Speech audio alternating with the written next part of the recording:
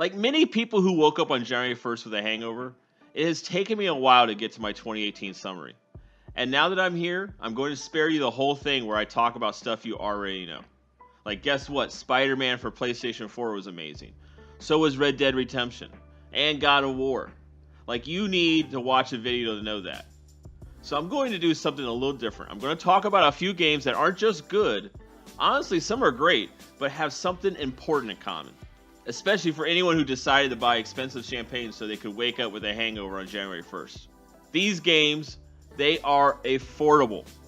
I refuse to use the word cheap because cheap conveys something that these games are not. Cheap brings up images of clearance aisles and dollar stores. And in the context of games, cheap makes me think of like weird knockoff toys, those stupid rush to market tie-in games, which reminds me, is anyone in the market for a slightly used copy of Lost the board game?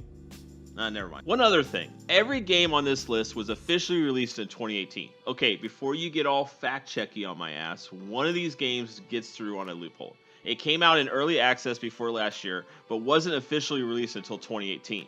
Finally, with a few exceptions, most of these games did not get mainstream coverage, and I feel they deserve more attention to that.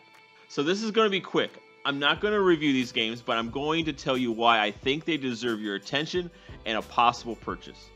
So without further ado, here are my top affordable games from 2018 that you should consider trying. Wolverblade. This game reminds me of Castle Crashers, but it takes inspiration and notes from historical clashes between the Roman army and the barbarians. Now, if you're really not a history buff, I feel like I should specify that we're talking Germans and not Conan type barbarians. It's a side-scrolling action hack and slash game with a very unique art style that really is the epitome of an independent indie game. What I like about Wolverblade is that it has an old school feeling of side-scrolling combat game, but it adds modern graphics and modern design elements. Now, if you've enjoyed the side-scrolling adventures with fresh art style, then I encourage you to check out Wolverblade. It was released in the very beginning of the year, and it's available on Steam, PlayStation 4, and Xbox. And the price is $14.99. On to number 2. If you have been following game news, hype, and game awards, then you probably have heard of this next one. Dead Cells. Unfortunately, a lot of the early coverage of this game got mixed up in the whole IGN plagiarism debacle. If you didn't hear about that scandal, I'll get you caught up. Basically, a IGN writer-editor, Philip Mewson, anyways, I know I just butchered his name. He completely stole and plagiarized Boomstick Gaming's review of Dead Cells. Boomstick has a YouTube channel where he reviews games. Well, that editor, he got caught, disgraced, etc. And by the way, the Boomstick game review was pretty awesome. I have included the link below. Check it out. Anyways, Dead Cells is a fresh take on the action progression platform genre. Think of a Castlevania Metroid type game with a fresh twist. I don't want to spoil the game, but I do have to say that the dying mechanic is really interesting.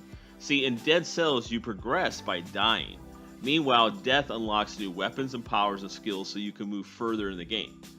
Dead Cells is on every major platform. Hell, according to Wikipedia, it's even available on Linux. It came out in August 2018, and the price is $24.99. Now, I want to mention, I actually got my copy for $19.99 when it was on sale, and it seems to be a game that goes on sale quite often, so you could probably get it cheaper than $25, so good luck. Growing up, my favorite game was the original Legend of Zelda for the Nintendo Entertainment System. I played that game so much that I honestly cannot even tell you how many times I've actually finished it. Well, number 3 on my list plays in that style of the old school Zelda games from Nintendo Entertainment System. Obviously with more modernized art, graphics, and updated mechanics. The game is Moonlighter, which was developed by a Spanish indie studio, Digital Sun. It puts you in those shoes of a player who manages a shop during the day and goes exploring at night. It's a pure top-down dungeon crawler with a very amusing premise.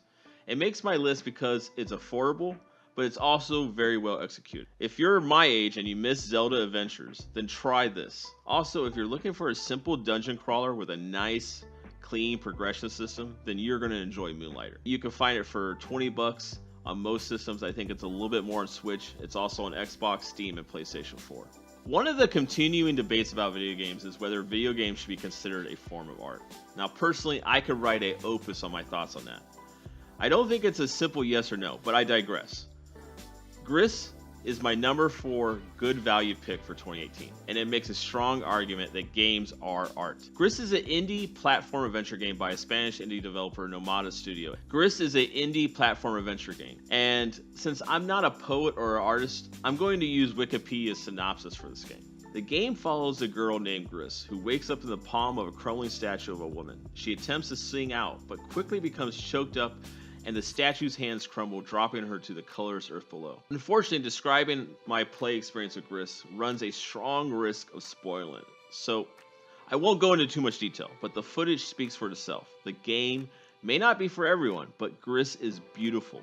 And for its price point, I would encourage anyone to play this game. Gris was released at the end of the 2018 year, and it can be found on Steam and Nintendo Switch for the price of $17 or $16.99 if you want to be specific. Now, technically, the last game on my list came out in 2017 and 2018. That is, it was released in 2017 on PC and came out of early access on console in 2018. Am I cheating? Then make your own list, light me up in the comments, but I still think this game deserves attention. I'm talking about Subnautica. Honestly, this is one of the best solo games I've ever played. It's a solo-driven survival narrative where you become marooned on a water-dominated alien planet, and you have to not only survive, but you also have to solve the mysteries on why, where, and how.